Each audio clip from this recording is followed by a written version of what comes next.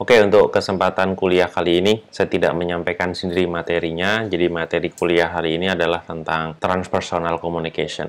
Nah, yang akan menyampaikan materi ini adalah teman saya sendiri yang bernama Mahrubian Syahrobi atau biasa dipanggil Obi, seorang Human Crime Behavior International Coach yang berlatar belakang psikologi dan sebagai seorang profiler. Selain mengisi pelatihan publik dan maupun corporate dalam bidang presentation skill, public speaking, private coaching, high risk training, teamwork building, dan masih banyak lagi. Teman saya ini juga sebagai seorang profiler menguasai bidang kemampuan khususnya microekspresi dan body language. Nah, jadi buat kalian ini adalah sebuah kesempatan yang sangat berharga. Kalian bisa mendapatkan ilmu langsung dari seorang pakar yang memang di bidangnya, karena teman saya ini juga seorang penulis buku yang sangat aktif dan bukunya banyak dijual di toko buku, baik dicetak berulang-ulang dan juga yang lebih banyak lagi di self publishing yang tentunya hanya orang-orang tertentu yang mengikuti pelatihan dia yang dapat buku ini. Nah, ini kesempatan buat kalian untuk menyimak pemaparan tentang transpersonal communication.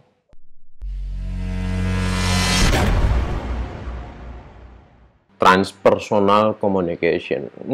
Apaan tuh? Sebenarnya transpersonal komunikasi itu adalah cara komunikasi antara saya terhadap diri saya yang dikeluarkan kepada orang lain.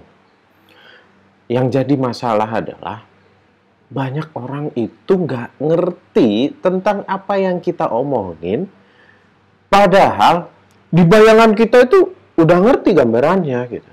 Yang jadi masalah adalah orang yang kita ajak ngobrol tidak bisa menangkap gambaran yang kita maksud. Jadi masalah pertama dari sebuah komunikasi atau transpersonal komunikasi ini adalah bagaimana kita mendeliver sebuah imajinasi yang ada di otak kita supaya bisa diterima sama orang yang kita ajak ngobrol. Itu satu.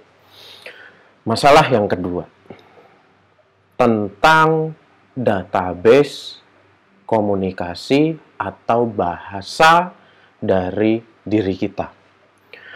Database-nya macam-macam. Ada yang sifatnya ngegas, ada yang sifatnya dirty language, ada juga yang sifatnya floppy. Kalau teman-teman tahu, mungkin yang anak-anak tahun 80, 90 yang ngertinya floppy disk. Ternyata ada bahasa floppy namanya. Kita bahas dari bahasa floppy dulu ya. Bahasa floppy ini adalah bahasa yang selalu digunakan oleh orang-orang yang mempunyai masalah atau yang mempunyai sifat mental illness atau penyakit mental. Contohnya, yang paling gampang adalah yang paling simple. Ada yang pernah tahu Bajai Bajuri, film Bajai Bajuri, yang film seri Indonesia Bajai Bajuri, si Mpok Indun. Jadi, Mpok Indun ini menggunakan bahasa floppy, yang dimana bahasa floppy-nya ini menjadi sebuah kelumrahan atau menjadi sebuah, ya biasa saja. Kata-katanya yang paling simpel adalah menggunakan kata maaf. Jadi dikit-dikit Pok Indun itu bilang maaf di depan, maaf, maaf, maaf. Tujuan awalnya memang bagus sebenarnya. Tujuan awalnya adalah, yang pertama adalah supaya orang yang mendengarkan, orang yang diajak ngobrol tidak salah paham. Oke? Tapi keseringan menggunakan kata maaf lebih dari 5 kali dalam 1 menit, berarti orang ini mempunyai mental illness dalam kategori bisa discounting.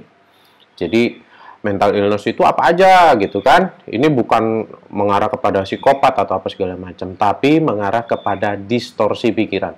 Teman-teman boleh cari tentang distorsi pikiran. Nanti kita jelasin tentang distorsi pikiran, oke? Terus Kata-kata floppy language ini digunakan tujuan awalnya yang tadi itu, tujuan awalnya adalah supaya orang yang mendengarkan kita tidak tersinggung. Tujuannya itu. Tapi makin ke sini, makin mengarah kepada tahun 2020, 2015 sampai 2020, ternyata floppy language sering banget digunakan untuk satir tujuannya. Jadi nyindir apa segala macam tujuannya untuk itu. Kita masuk naik level lagi tentang dirty language, oke? Nah, dari floppy language sudah mengerti ya bayangannya seperti apa. Terus naik level ke dirty language. Jadi kata-kata satir yang cenderungnya menghina, tapi banyak hal yang kita bisa sayangkan dan bisa kita lumrahkan. Jadi dalam arti lumrah ini di sini adalah benar-benar biasa. Jadi kalau misalnya kita ngomong dirty language, ada yang ngomong anjing lu, bangsat lu. Terus ada yang ngomong jorok, even ngomongnya kelamin gitu ya. Misalnya gitu ya. Terus ada yang apalah bahasa-bahasa comberan yang dirty language yang merupakan bahasa-bahasa satir dan bahasa-bahasa yang terkesannya menghina. Dirty language dalam konteks sebenarnya, dalam kelas saya dulu juga, dirty language itu bisa dibilang adalah kata-kata umpatan. Tujuannya bukan menghina, tujuannya adalah untuk mengeluarkan emosi atau shortcut mengeluarkan emosi dalam rilis emosi, di mana kondisi dan kontekstual secara conditioningnya teman yang diajak ngobrol itu nggak mengerti tentang apa yang kita maksud. Jadi rata-rata kalau saya sendiri lebih seneng ngomongnya jancuk, udah selesai gitu. Jadi habis ngomong jancuk ya udah ketawa, itu lumrah. Nah, dirty language ini ternyata kalau kita nggak paham maksudnya apa dari orang yang mengkomunikasikan, ini jadinya berantem, jadinya salah. Nah, ada cara-cara yang dimana kita mampu mengerti tentang apa yang dimaksud orang-orang tersebut. Ada beberapa cara. Oke, yang pertama, untuk mengerti orang lain dari komunikasi transpersonal adalah kita harus satu frame. Apa yang dimaksud dengan frame tersebut? Jadi contohnya begini, saya punya gambaran seperti ini, batasannya seperti ini, bentuknya begini, dan sebagainya. Saya masih menggunakan bahasa filosofis. Oke? Nah, bahasa filosofis ini yang multi makna. Jadi maknanya kita nerimanya macam-macam. Makanya banyak orang yang nggak nyambung di situ. Contoh frame itu begini. Oke, saya langsung direct. Gua kepengen bikin acara ini belum tahu temanya apa, cuma tujuannya adalah acara ini menyambung tali silaturahmi, ada makan-makannya, ada gibahnya, ada hal sharingnya. Ini masih belum jelas juga konteksnya. Oke, acara ini rencana diadakan bulan April, tanggal 30 lah misalnya. Lalu tema acaranya apa? Apa ya? Misalnya gitu ya. Yang pertama adalah mendetailkan apa yang dimaksud oleh si komunikan. Misalnya saya yang komunikasi sama teman-teman. Apa temanya? Yang pertama adalah menggunakan rumus bertanya apa. Dari apa? Jadi misalnya, kalau misalnya ditanya mau bikin acara apa? Ya acara silaturahmi. Silaturahminya tentang apa? Tujuannya apa? Oke, ditanya dengan kata apa? Boleh pakai ngegas? Boleh. Ngegas. Maksudnya apa? Gitu boleh. Nah, tapi dalam konteksnya frame-nya harus jelas. Frame-nya yang saya maksud dari tadi adalah saya membuat acara. Gitu ya, saya membuat acara, tapi belum jelas acaranya apa, tujuannya apa, dan bagaimana. Nah, Ngomong-ngomong dengan bagaimana ini lebih mengarah kepada teknis. Bagaimana itu nantinya kita bisa tahu secara struktur steppingnya.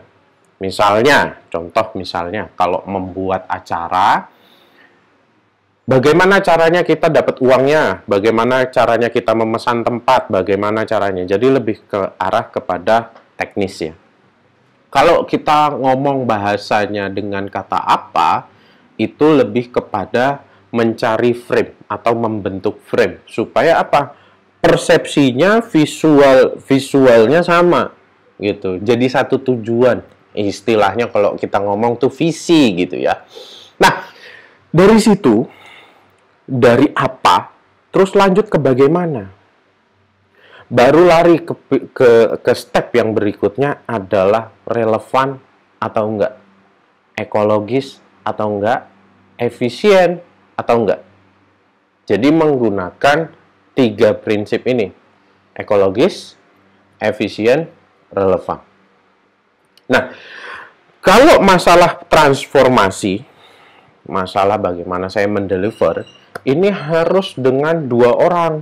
Nggak bisa kayak video online kayak begini. Ini namanya direct, cuma satu arah. Gitu ya, cuma satu arah. Nah, yang jadi masalah adalah banyak orang selalu mengkomunikasikan hal-hal seperti ini tanpa tektok. Nggak ada respon. Jadinya apa? Nyambung? Enggak. Justru malah orang yang melihat kayak video ini, orang yang melihat secara online itu harus ada responnya dengan bertanya atau memberikan analogi. Kita lanjut dari dirty language mengarah bagaimana mendetailkannya, sekarang mengarah kepada sebuah analogi. Analogi ini lebih kepada untuk mencari frame yang sama. Contoh analogi yang paling sederhana dan paling mudah dan gampang adalah gunakan cerita atau kejadian yang umum, yang bisa dimengerti orang, atau memberikan contoh. Misalnya cari link YouTube, gue pengennya tuh kayak gini. Cari link YouTube-nya ini, cari ininya seperti ini, dan sebagainya. Jadi, gue masih menjelaskan di sini, masih membentuk sebuah frame. Jadi kalau untuk memberikan simple contoh adalah berikanlah analogi.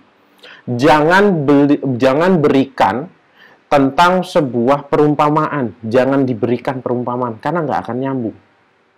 Karena kalau misalnya bahasa perumpamaan, bahasa filosofi, atau bahasa yang puitis, itu tidak mencerminkan sebuah frame.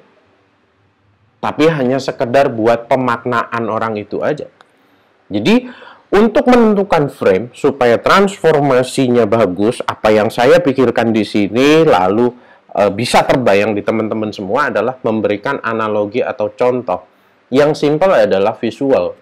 Visualnya yang paling gampang. Contohnya adalah, kemarin gue bikin buku, bukunya itu gue butuh box. Tapi boxnya seperti ini, seperti ini, seperti ini. Gue cuma bisa menjelaskan secara verbal. Dan akhirnya apa? Orang percetakan nggak ngerti apa maksudnya. Dan akhirnya apa? Gue harus membuat sebuah prototype box sesuai dengan mau gue, tapi nanti mereka yang modifikasi. Modelnya seperti itu. Jadi gue memberikan analogi. Gue nggak bisa ngasih analogi yang begini-begini. Analoginya nggak dapet. Ya udah gue kasih contoh yang bisa dilihat. Nah, itu salah satu analogi. Analogi boleh dengan cerita secara umum yang diketahui banyak orang, boleh juga memberikan contoh, boleh juga kasih prototype. Jadi, transformasi komunikasi itu berjalan secara mulus. Kalau nggak mulus gimana? Gua mikirin Apple, tapi lu mikirinnya Mac. Beda kan? Sama-sama ada lambang Apple-nya. Tapi gua butuhnya Apple beneran, kalau lu lebih kepada simbol. Nah, contoh yang paling nyata kayak gitu aja.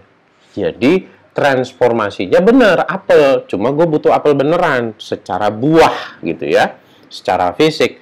Tapi, apa yang sebagian teman-teman bayangkan adalah Apple ini Mac atau handphone gitu ya.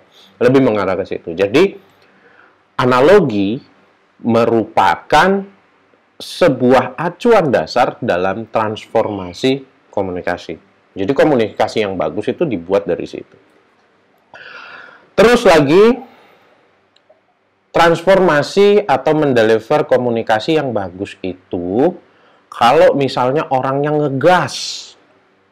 Misalnya ngomongnya begini, yang gua maksud dari tadi tuh begini, anjing. Kan misalnya ada yang ngomong seperti itu gitu ya. Yang begini itu langsung ditanya aja. Yang begini itu yang gimana? Jadi, menggunakan kata bagaimana step 2. Oke? Menggunakan kata bagaimana ini adalah gimana caranya, gimana yang lu maksud itu bagaimana, bukan apa. Yang gue bayangin tuh begini. Begini itu yang gimana? Kasih ada tanda tanya aja di belakang. Bagaimana? Jadi, orang yang mengkomunikasikan itu akan lebih detail menggunakan kata bagaimana. Nah, ketika orang-orang yang ngegas dalam menjelaskan, entah terkesannya marah-marah, entah terkesannya orang-orang ini selalu garis besar, mereka adalah orang-orang yang biasanya konseptor. Kalau orang konseptor, mereka nggak ngerti detail.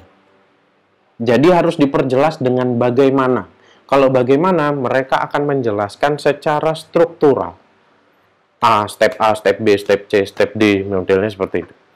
Dan akhirnya ketika kita menggunakan kata bagaimana di akhir untuk pertanyaan tersebut adalah seseorang ini yang tadinya seorang yang konseptor akhirnya mengarah kepada teknikal.